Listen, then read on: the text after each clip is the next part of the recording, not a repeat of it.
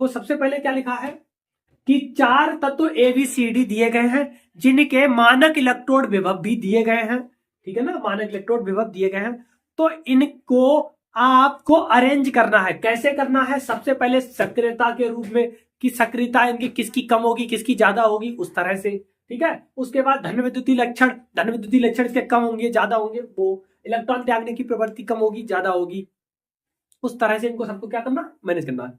तो सबसे पहले क्या है, इसके ये दिए गए हैं, ठीक है ना, जैसे कि 0.40 माइनस का 0.54, फिर कॉमा दूसरा है, ठीक है, फिर उसके बाद प्लस 0.14, फिर माइनस 1.36, ये सब वोल्ट में दिए गए। किसमें दिए? सब वोल्ट में दिए गए, ठीक है ना।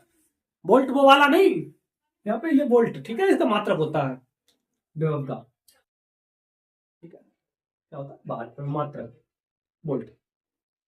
सक्रियता, अब आपको पता है सक्रियता क्या होती है? इलेक्ट्रॉन त्याग का धनायन बनाने की जो क्षमता होती है उसी को सक्रियता कहते हैं। इलेक्ट्रॉन त्याग का धनायन बनाने की जो क्षमता होती है जितनी ज्यादा होती है, जितनी ज्यादा यानी कि इलेक्ट्रॉन्स को ये त्याग सकते हैं, उतना ही क्या होती है, ये अधिक सक्रिय होते हैं। और ये ऊपर से नीचे जाने पे कैसी होती है? घटती है, जैसा कि आपको दिखाई दे रहा है, ठीक है ना, ये सीरीज में दिखाई दे रहा है ना, ऐसा ही। ठीक है, कि क्या होगी, ऊपर से नीचे जाने पे जैसे जैसे देखा आपने कि सबसे ज्यादा जो इलेक्ट्रोनेगेटिविटी है, यानी कि जो माइनस का जो चार्ज है ना, ये यानी कि सॉरी इलेक्ट्रोनेगेटिविटी नहीं, मानक इलेक्ट्रोड विभव, सबसे ज्यादा जो माइनस का ऊपर, उससे धीरे धीरे कम हो रहा है। धीरे धीरे क्या हो रहा है? कम हो रहा है।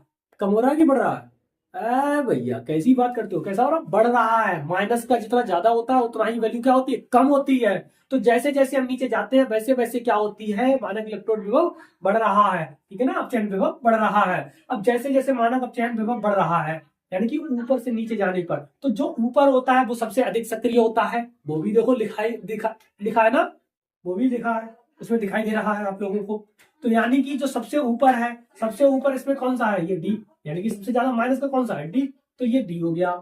फिर उसके बाद उससे कम माइनस वाला ये रहा, ठीक है ना, तो कौन सा? बी, बी नंबर का, उसके बाद डी नंबर का, उसके बाद देख लो 0 पॉइंट, यहाँ पे देखो 0.40, यहाँ पे 0.14, तो इसमें सबसे पहले कौन सा पड़ेगा? ये वाला पड़ेगा, सी। तो इसका मतलब सी, ये भी कर दो, ठीक है, अच्छा अच्छा लिख लें, गंदी गंदी राइटिंग नहीं की।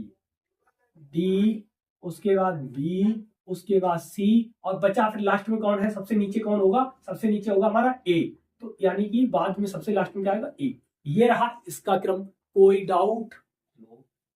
अब जो इलेक्ट्रॉन त्याग कर धनायन बनाने की जो क्षमता होती है उसी को कहते हैं धन विद्युतीय लक्षण। उसी को क्या कहते हैं? धन विद्युतीय लक्षण कहते हैं। इलेक्ट्रॉन जो त्याग कर धनायन बनाने की जो प्रवृत्ति होती है उसी को कहते हैं धन विद्युतीय लक्षण। सीधी सी बात है, ऊपर से नीचे जाने पर धन विद्युतीय लक्षण क्या होगा? क्या होगा? कम होगा, ठीक है ना। तो सीधी सी बात है, सबसे पहले बिल्कुल सेम वही डी पहला वाला, क्योंकि ऊपर से नीचे जैसे जैसे आएंगे, जैसे जैसे नीचे हम आएंगे, धन विद्युतीय लक्षण कैसा होगा? कम होगा।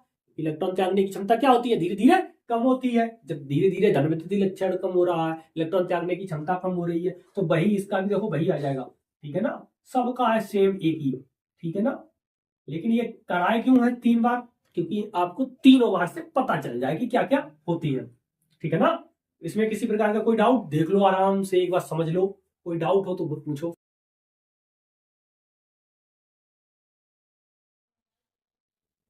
अगला देखो, अगला कौन सा तत्व हाइड्रोजन को अम्ल से विस्थापित कर सकता है?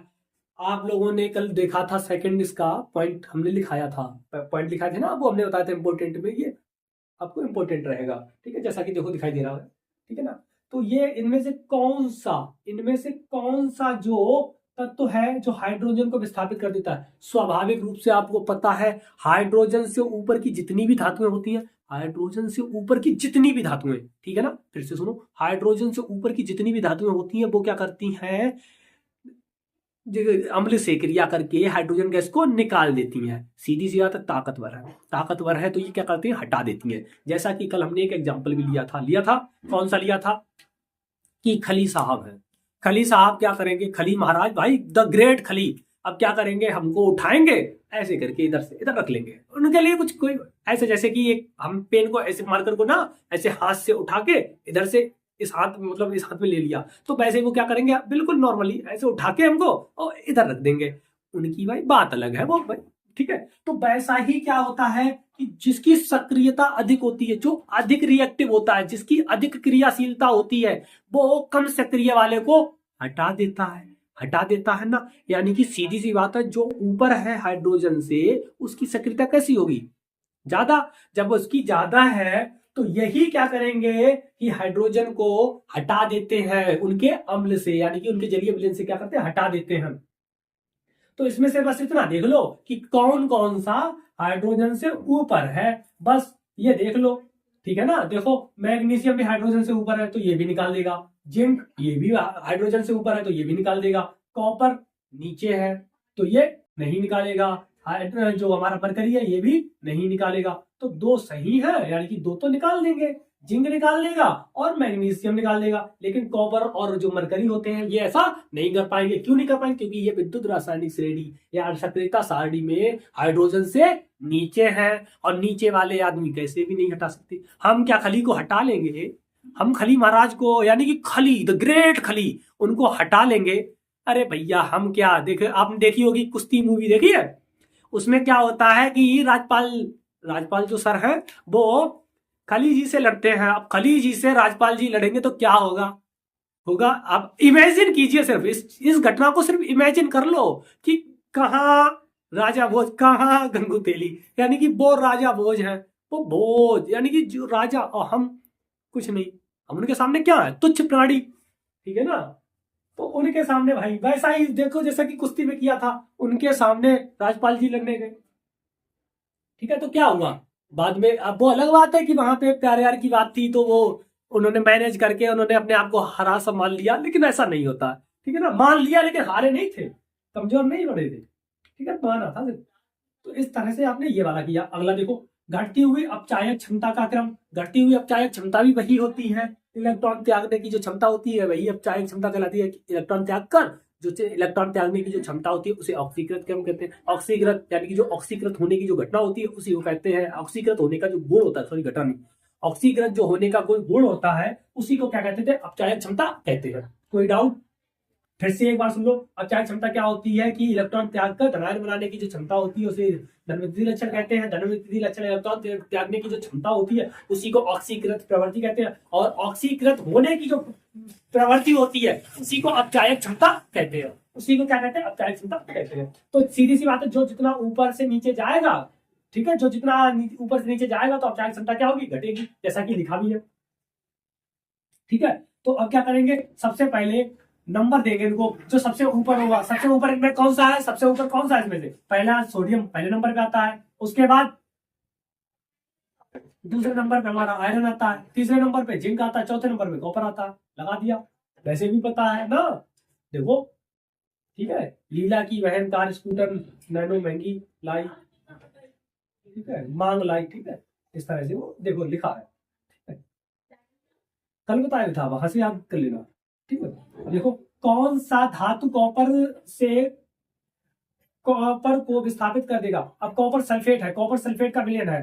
ठीक है, जैसा कि आपको कल बताया भी था, अगर आप लोगों ने वो वीडियो देखी होगी तो आप लोगों को पता होगा, क्या पता होगा कि कौन सा धातु कॉपर सल्फेट से कॉपर को विस्थापित कर देगा। कौन सा धातु करता है, स्वाभाविक रूप से पता है कि ऊपर से ही कर सकता है, नीचे वाला तो कर ही नहीं सकता। हम खली साहब को थोड़ी ना हटा लेंगे, खली साहब को हटाने की क्षमता हम में थोड़ी ना है। वो भाई तो ग्रेट खली, हम कहा तुच्छ प्राणी, वो ग्रेट खली, हम तुच्छ प्राणी। तो ये भाई उनको कैसे हटा लेंगे, उनको हटाने के लिए हमें भी क्या बनना पड़ेगा, मतलब खूब, ठीक है ना, अच्छा सा। और उनके यानी कि वो खली तो हमें महाबली बनना पड़ेगा। महाबली यानी कि कौन, बजरंग बली। तो भैया तभी हटा सकते हैं उनको, वरना तो ठीक है, ऐसा तो कहने के मतलब सिर्फ सोच लो, खाली कर नहीं पाओगे। ठीक है ना, इमेजिन कर सकते हैं हम लोग खाली। तो क्या है कि ये जो इससे ऊपर का होगा वही इसको हटा सकता है, नीचे वाला नहीं हटा सकता। तो ऊपर का देख लो, मरकरी नीचे होता है, नहीं हटा सकता। सिल्वर नीचे होता है, नहीं हटा सकता। आयरन ऊपर होता है तो ये हटा सकता है। तो आयरन इसका करेक्ट आंसर। ओके, कोई डाउट? No doubt.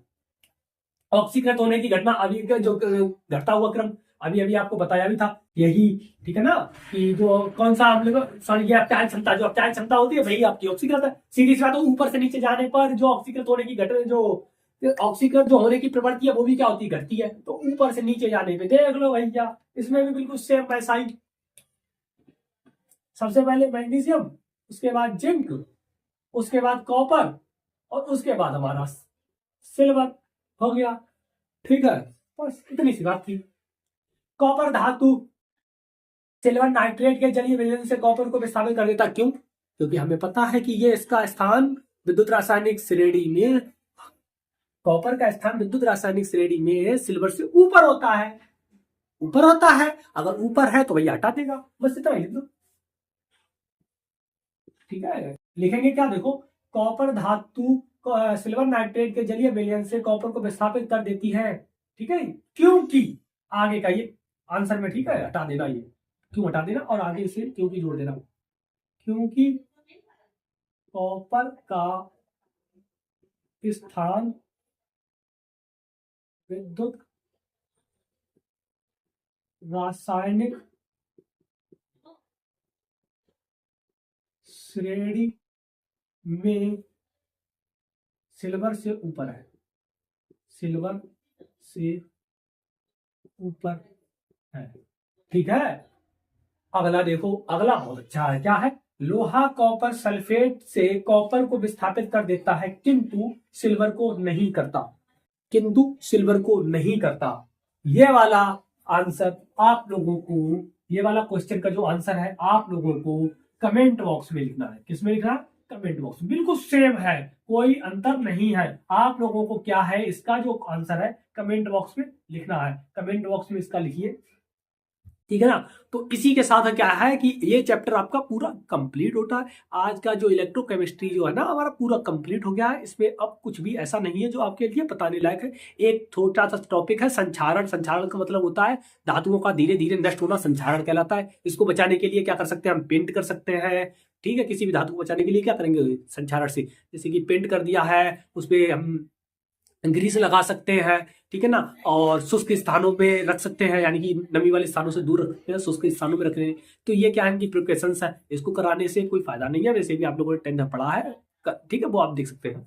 बाकी आपका ये चैप्टर पूरा कंप्लीट हो चुका है। इसमें कोई भी ऐसी चीज अब नहीं बची है जो हमने आपको ना बताई हो। इसके बाद अब जो अगला लेक्चर होगा, अगले लेक्चर में हम करेंगे विद्युत, अगला जो लेक्चर होगा वो हमारा बहुत ही ज्यादा, उसका नाम क्या होगा? रासायनिक बलगतिकी, यानी कि रासायनिक बलगतिकी, ठीक है, केमिकल काइनेटिक्स। और बहुत ही अच्छा है और बहुत सरल है। थोड़े 3-4 लेक्चर में, 3-4 ही लेक्चर में, मैक्सिमम 4 लेक्चर में पूरा जो है वो आपका केमिकल काइनेटिक्स है कंप्लीट हो जाएगा। ठीक है ना, रासायनिक बलगतिकी पूरा 3-4 लेक्चर में ही कंप्लीट हो जाएगा। और ज्यादा बड़े भी नहीं होंगे, 10-15, 20-20 मिनट के मुश्किल होंगे और पूरा कंप्लीट हो जाएगा। ठीक है, तो इसी के साथ आप लोग इसका स्क्रीनशॉट ले लीजिए। फिर हम मिलते हैं आप लोगों से नए लेक्चर में, नए टॉपिक, इतना अच्छे से टॉपिक के साथ कि आप लोगों को कहोगे वाह सर क्या बात है, दिल से बात निकलेगी, आपकी आवाज जो होगी वो कहां से निकलेगी? दिल से निकलेगी। ठीक है ना, तो तब तक के लिए राधे राधे, जय श्री राम।